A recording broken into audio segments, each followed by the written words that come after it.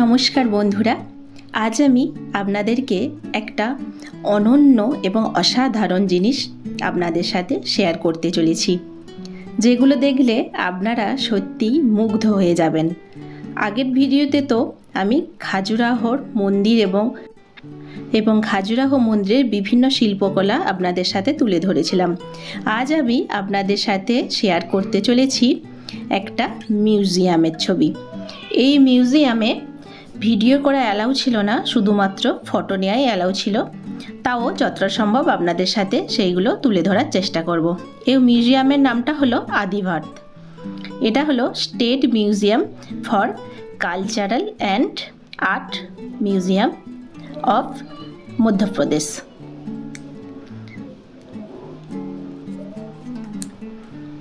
এই সুন্দর মিউজিয়ামে ঢুকেই প্রথমে টিকিট কাউন্টার পাবেন। টিকিট কেটে নিতে হবে। 10 বছরের নিচে একদম ফ্রি, আর 10 বছরের ওপরে সকলেরই পার হেড 40 রুপিস। আর কেউ যদি ক্যামেরা মোবাইল বা ক্যামেরাতে ছবি তুলতে চান তাহলে 100 টাকা করে দিতে হবে এবং তারা একটা কার্ড দেবে। সেই কার্ড আই কার্ড যার গলাতে থাকবে সেই একমাত্র ছবি তুলতে পারবে, তবে অবশ্যই স্টিল ছবি, ভিডিও অ্যালাউ নয়। আমি ভুলবশত 2-1 জায়গায় ভিডিও 2-3 সেকেন্ডের জন্য করে ফেলেছিলাম। এই মিউজিয়ামটা মূলত মধ্যপ্রদেশের বিভিন্ন আদি সম্প্রদায়ের তাদের কালচার, তাদের আর্ট, তাদের শিল্প, তাদের ঘরবাড়ি, খাদ্যাভ্যাস, তাদের ব্যবহৃত বিভিন্ন জিনিসপত্র কেমন ছিল সেই সবই তুলে ধরা হয়েছে। এক একটা গোষ্ঠী বা এক একটা সম্প্রদায়ের বাড়ি এক এক রকম। প্রত্যেকটা বাড়ির সামনেই কিন্তু সুন্দর করে কোনটা কাদের বাড়ি এবং তাদের সম্পর্কে বিস্তারিত তথ্য প্রত্যেকটা বাড়ির সামনেই কিন্তু একটা করে পাথরের ওপর খোদাই করে লেখা আছে। প্রত্যেকটা বাড়ির ভেতরগুলো কিন্তু অসাধারণ এবং ওপর থেকেও সুন্দর দেখতে। প্রত্যেকটা বাড়ির ভেতরের স্ট্রাকচার, তাদের ব্যবহৃত জিনিসপত্র এবং এমনকি তাদের যে ঘরবাড়ির ডিজাইন, সেগুলো কিন্তু প্রত্যেকটা বাড়িরই আলাদা আলাদা। এটা কিন্তু মধ্যপ্রদেশের আদি সম্প্রদায়ের একটা কালচার, ধর্মীয় একটা মাটির ঘোড়া বা মাটির বিভিন্ন মূর্তি এখানে তারা দিয়ে পুজো করে।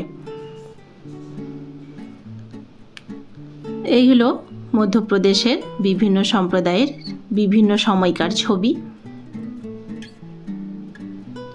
এখানে রয়েছে বাদ্যযন্ত্র, বিভিন্ন পুতুল এইভাবে সাজানো রয়েছে।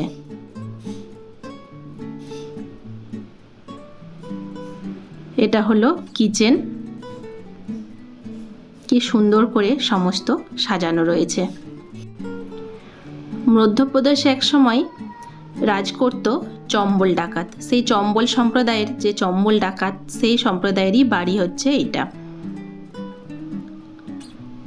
খুবই সুন্দর বাড়িটা এবং ভেতরটাও অসাধারণ। কোনো কোনো বাড়ি একতলা, আবার কোনো কোনো বাড়ি দোতলা বা 3 তলা, সবই কিন্তু মাটির বাড়ি। এরকম মাটির দোতলা বা 3 তলা আমরা সত্যিই এখনকার দিনের জেনারেশনে আমরা দেখি না বললেই চলে কেউ। কিন্তু আপনারা এইখানে যদি ঘুরতে যান তাহলে অনেক রকমের বাড়ি আপনারা দেখতে পাবেন। সত্যি এত সুন্দর সব জিনিসপত্র আর এত সুন্দর অসাধারণ বাড়ি দেখলেই মুগ্ধ হতে হয়।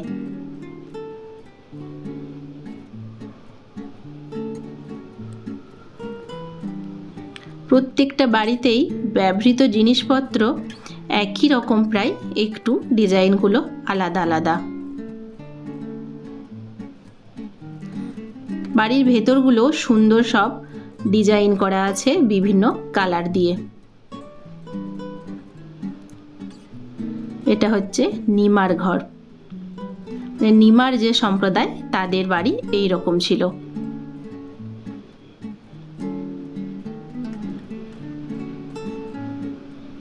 কি অসাধারণ সব জিনিসপত্র আমরা দেখলাম।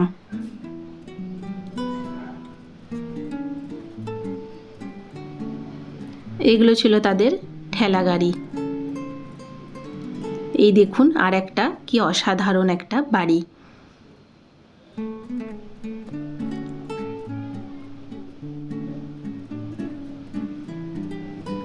আজকালকার দিনে এত অসাধারণ সব জিনিসপত্র এবং বাড়ি, মাটির বাড়ি বিশেষত দেখাই যায় না।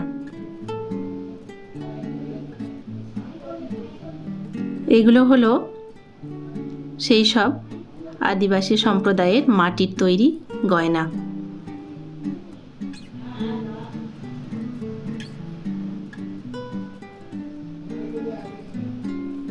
এখানে বিভিন্ন রকমের মূর্তি আমরা দেখতে পেয়েছিলাম।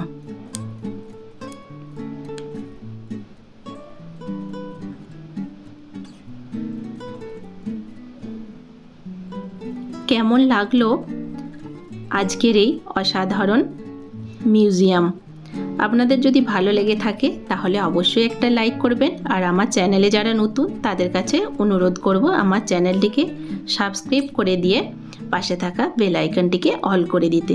তাহলে এইরকম অসাধারণ সব সুন্দর সুন্দর ভিডিও যখনই আপলোড করব আপনারা সাথে সাথে নোটিফিকেশান পেয়ে যাবেন। আর যদি ভালো লেগে থাকে আজকের ভিডিওটি তাহলে অবশ্যই লাইক করবেন আর কমেন্ট করে আপনাদের মতামত জানাবেন, আর শেয়ার করে এই রকম একটা ভিডিও অন্যদেরকে দেখারও সুযোগ করে দেবেন। আর পারলে অবশ্যই একবার মধ্যপ্রদেশ ঘুরে আসবেন।